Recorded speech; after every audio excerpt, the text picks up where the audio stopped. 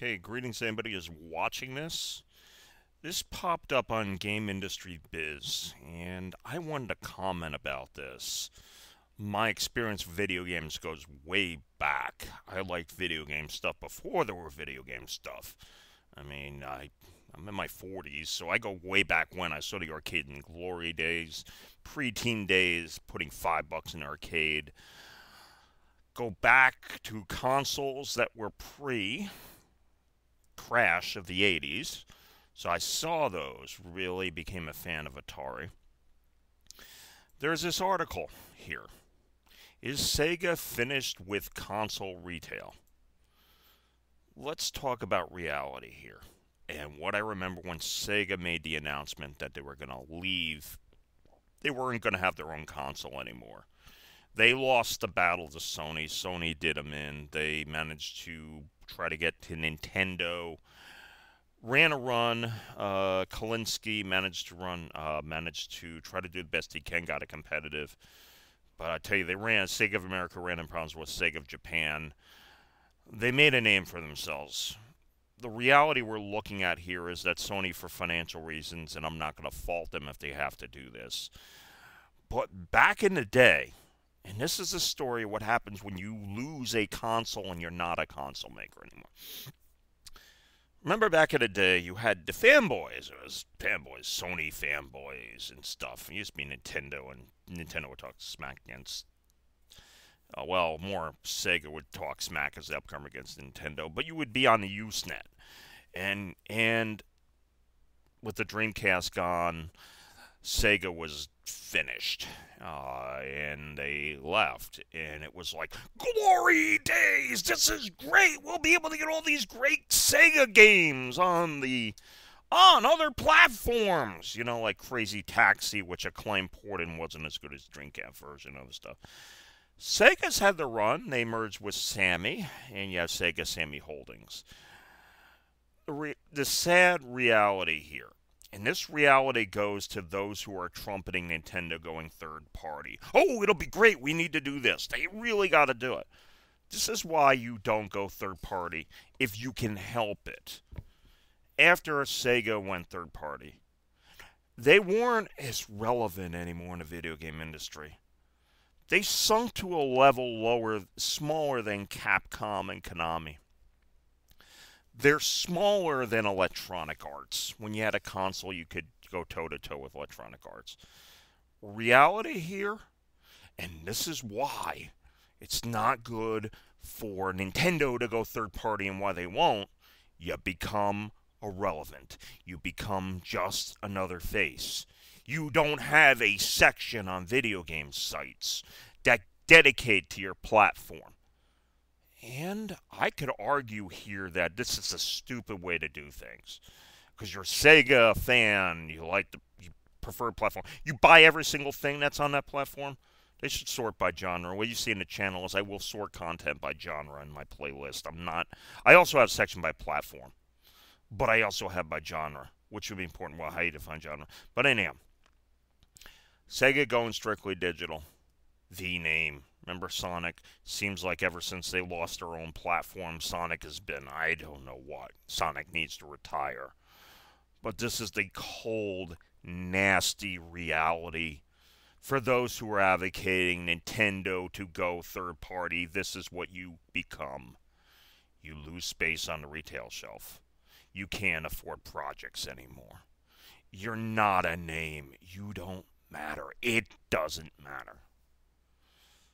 So yes, everybody's hurting here and bleeding with these consoles. But you don't have your own console, you don't have your own platform. It may be a necessity, but it is not a good thing. Sega's proof of this. I could go big, I told you so. The moment that happened, I said I understood where it was back. This is not a good thing. And it isn't. Sega's close to finish. Now they're going to chase digital games and hope they're going to go micropayment and do things. I mean, you're going to do this. And so, Sega going off the retail shelves to go strictly digital.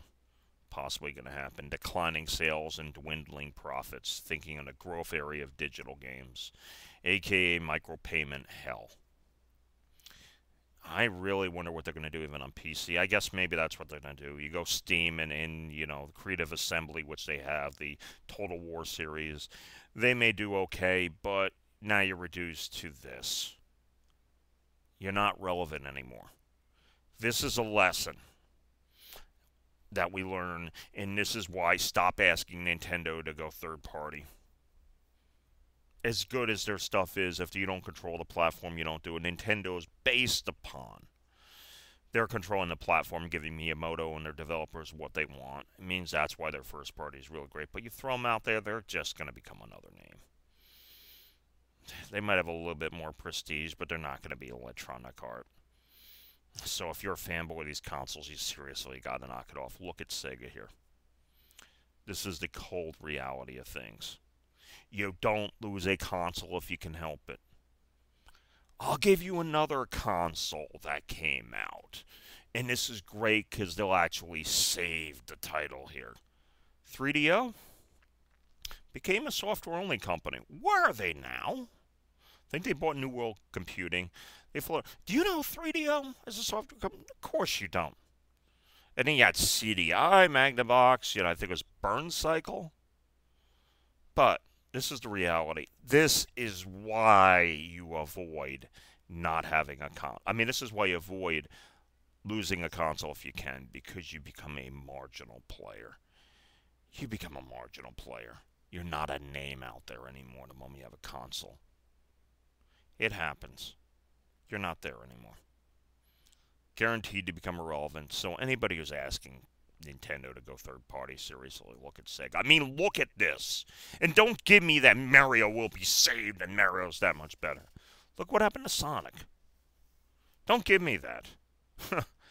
You know what? Let's do the following. If you think this is a really great idea, go look up Nintendo's offerings on platforms that they don't control. Go play some Hotel Mario. That's a hint to you. And think the game Where's Mario? Yeah. How about some Zelda on CDI? Yeah, let's go third party. Let's Nintendo license this stuff out here. Brilliant! This is why you don't do it. Go look at it. Anyhow, feel free to disagree in the comment below. Please keep it civil below. If you manage to even see this, I wanted to get the word out here. You know what? I will also put this link below in the description. Go check this article out. And you tell me, why do you think it's a good idea? Your path to relevancy begins when you lose your console. Heck, you know, give me one example of somebody who lost their console and became relevant because they lost their console. Atari. What's Atari without a console now? They're a brand a French company bought up. How relevant are they now? And I'm an Atari guy. How relevant are they now that they don't have a console? You know, you tell me. What about in television? Oh, can't do that. I can't think of a single one that's relevant that lost a console. But you tell me, am I wrong? Why should Nintendo become third party? Why won't they become Capcom? Apparently without even... And another thing to do besides relevance, you get the toll money of the licensing. You get the X dollars off of everybody else who's making content on your console. The licensing fee. You get that money too. You get that coin. So, being the gatekeeper has advantages. Love to see, what do you think Microsoft's going to be in the game industry? What were they before they had the Xbox? You tell me. What was Sony in the video game industry before they had the PlayStation brand? You tell me. Good idea? Go ahead. I want to hear why it's a really good idea. I'm not saying it's a necessity or it's the best option, but it's a good idea. Why? Why is it a good idea? Anyhow, I'm ranting enough here. And speaking off the top of my head, I want to get this news out because I saw this. That's it. I do want to thank you for watching, and may your die always roll 5.